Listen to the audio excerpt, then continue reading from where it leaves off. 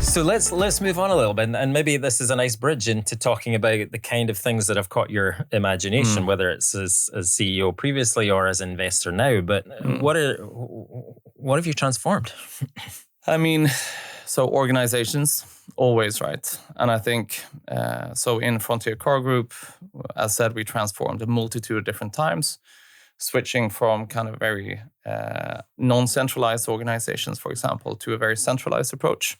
I think that's quite a normal situation in a larger business. And we went through that a couple of times back and forth. We also, in the businesses that we're buying right now, we also transformed them. I think we work with the founders to kind of find the right people. We also, see how we can scale those businesses, build them into something bigger. We also basically bring these businesses into an arc as a whole. Mm-hmm. So most of these people are going from working with a small organization to being part of kind of the larger ARC organization. So I think, the transformational side is kind of part of what I've been doing most of my life. And I think, even if we look at business right now, the things that are changing as we build, for example, in software, mm-hmm. We see transformation every day, especially with the incurrence of AI. Yeah. So to give some context, if we look at software right now, most of the software is sold on a seat basis. So you're selling to, how many people you have. But in the future, which is what we're building for, you're going to be selling to agents, essentially.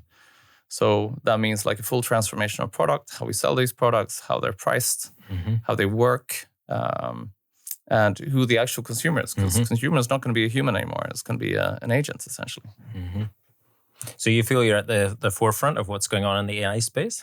I think I'm at like the forefront minus 15%. Okay, say more about the 15. yeah, look, I think the forefront is kind of open AI and all these guys. And I think the things that we see, mm-hmm. they are still, a couple of years behind of what's actually there. Mm-hmm. So I think, and what we're developing is very practical mm-hmm. applications. So I would say that, that's why I would say, we're definitely a couple of years behind, but we're ahead of where most other people are. Which is going to be my next question. So, what do you when you talk to CEOs, in established businesses, who are waking up to AI coming over the horizon? Yeah. What do you typically see and hear from them? What's their reaction? I think in certain areas you see extremely fast. Like the environment is changing extremely fast. Mm-hmm. And in other areas, it's going a lot slower. So I think anywhere where you can afford some margin of error, like a 10-20% margin of error, like the change is very apparent, right? Mm-hmm. So I would say consumer businesses, things like that, where you're dealing with a large majority of customers. I think anywhere where you are dealing with, financial institutions, large corporates, things like that, the change is definitely slower. I think those companies are stressed of what's happening in the world, but they're also definitely not going to be in the front line of making the first changes. They're kind of waiting, enterprise-ready products, which are, so good that essentially like the error rate is close to zero. And you saw the same thing in the software world, right? Yeah. Back in the day when people were setting up websites in the beginning, most of the small companies started and then the bigger companies came later. And I think that's what you'll see in AI. So they're looking for a lower risk approach, a better established product. Exactly. Slicker implementation, that kind of thing. Yeah, and I think especially lower risk. There's all these funny stories about, especially from the car business, where you'd have like a chatbot in an American car dealer, mm-hmm. and someone fools this chatbot to basically make them an offer, which is 20-30% below market price. The consumer then sues the car dealer, says, your chatbot has given me this offer, you have to give me the price, and the court agrees. So I think those are the examples people are looking to avoid. Wary about, because at scale, they're catastrophic. And are you getting resistance at all to that kind of AI transformation? Yeah, I think most of enterprise software sales see a lot of interest, mm-hmm. but the actual implementation is still quite low. I think, and you even see kind of companies like Klarna are backpedaling, mm-hmm. for example, in their AI implementations. where, you know, they said, hey, we're all AI. And then like 3 months later, they backpedal and say, oh, well, we might need some people anyway. And that's again, this risk issue, is it? Yeah. Right. Yeah. And I think it's just like on the surface, it's great. But, you know, 2 levels down, it becomes tricky. Right. Gotcha. Yeah.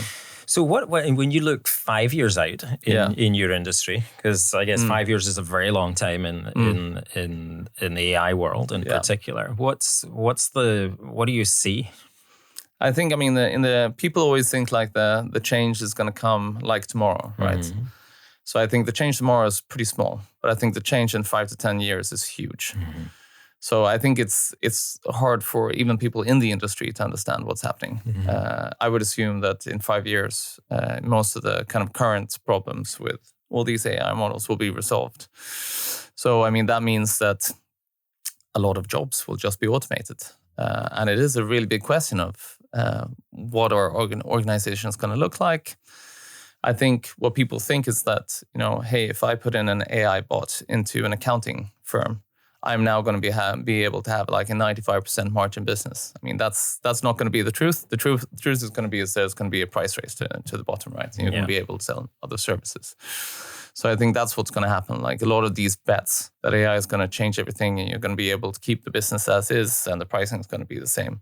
I think that's not correct. I think it's rather going to be like the newspapers in the 2000s, where, hey, you're making less money from kind of what you're doing right now. Or on the online businesses than kind of the physical newspaper. But if you don't change, you won't survive. So you're going to have to accept that you're going to have to become a smaller business, probably a similar profit margin, and a lot more competitive space because now suddenly anyone can build a paper, right? And I think that's going to be the thing with AI is that, you know, all these big solutions that now kind of are pretty costly and legal in accounting and a lot of white collar spaces are suddenly going to become extremely cheap. And that will change the world, I think.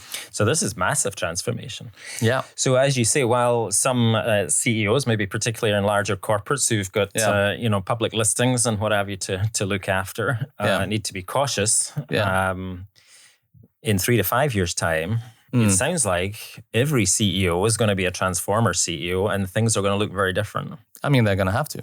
And weirdly enough, I mean, I think everyone thought that robots were coming for, all the blue-collar jobs, but I think it's definitely the white-collar jobs that are going to get hit the hardest. Yeah, so the accounting firms, the legal firms, the insurance companies, Exactly, and I think, and weirdly enough, I mean, the plumbers are going to have a great job, right?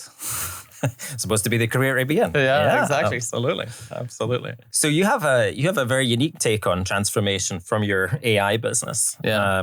And it's great to hear your point of view. I'm wondering if in the other businesses where you're an investor, do you see a slightly different angle or do you see that same debate but from the other side? Yeah, I mean, most of the businesses I invest in are more, let's say, early stage tech businesses. So that's what I know the best.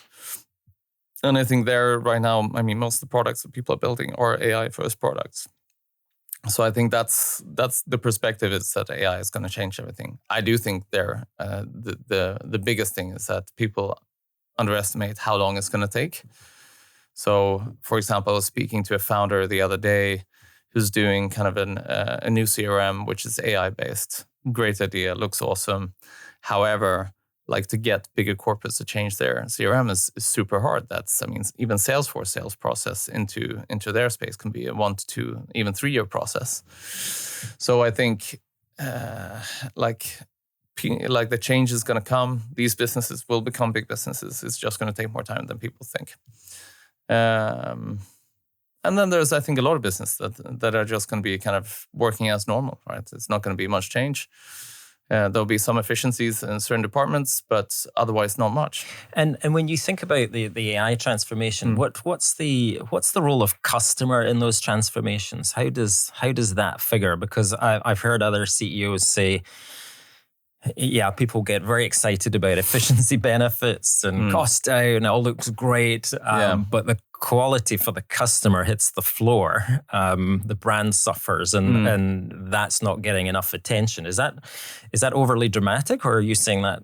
I think that's probably the truth right now, definitely. And I think also there's a few, trailblazers that think they say, okay, AI is going to fix everything. We can run a whole company on AI. And I think that's not the truth at this point, but at some point it's going to happen, definitely. And I think you already see in certain technology spaces, where really big businesses were built by very small teams, especially in the gaming industry. So I think, you're going to see more of those like large businesses that build a specific product with relatively small teams.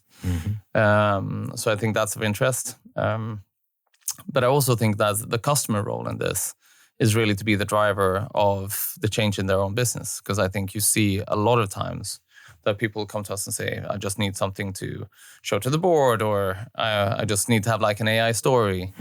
And in reality, what most people need is rather like, okay, what's the plan? No one's going to save you next quarter, but what's this going to look like in 3 years? Yeah, it sounds a little bit like they're outsourcing that conversation as well. Yeah, and I think that's also the nature of a lot of large businesses. So, because, most of these businesses are listed, they're kind of fighting to get to their into their next quarter. And, really building an AI first business is super hard. I mean, we tried a lot of this in Frontier Car Group to change a lot of our processes to be just machine learning or automated. Even that was very tough, back a couple of years ago. And are you getting a different perspective? I'm just wondering on the role of chairman, for example. I don't know if you interface more with CEOs or with chairman, but I'm wondering if are chairmen taking a different perspective in the transformation conversation when it comes to AI? Are they looking further out? Are they less concerned about quarter and leaving that to the CEO and instead looking in the 3 to 5 year horizon? Yeah, I think, if you look at kind of the board members and managers that we meet who are, let's say, either on a, managing a couple of large businesses or sitting on a board somewhere, I think they obviously have a bit more of a long-term horizon. I think the CEO will be a lot more of the details. And especially if we look at NORC, they're speaking to kind of the middle management, often the people who are trying to make this change. And as in any corporates, they're trying to push things through, and not always easy, especially in these times. I think in certain countries in Europe, the economy has been tough, so then investing for the future is actually pretty hard. But on the flip side, if you don't, where are you going to be in 5 years? So tricky from that perspective. Yeah, devil if you do, devil if you don't. Kind of, absolutely. Right.